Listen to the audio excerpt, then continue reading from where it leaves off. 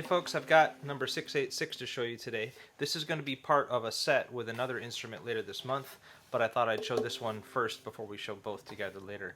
The body is curly mahogany, and it matches the other instrument. Really cool shimmer to it. Spanish cedar neck, which is kind of an old-timey traditional neck wood. Texas ebony details there, and then Texas ebony fretboard headplate and bridge. Little rope rosette. So the challenge with the soprano is that, you know, the real old-timey sopranos that are highly coveted are often the ones that are really bright sounding, and they make that kind of chicka chicka chicka sound, perfect for rhythm playing, and that's great. But as modern players and listeners, people want a little more depth and sweetness.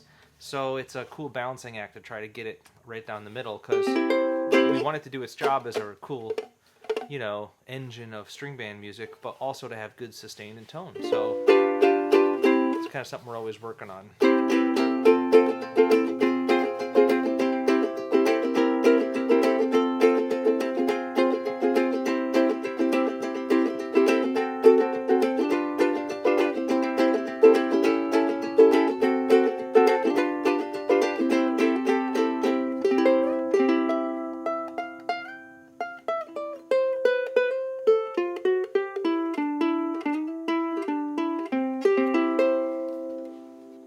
Yeah, pretty cool. I really like this one. So stay tuned for its bigger brother later this month. Cheers.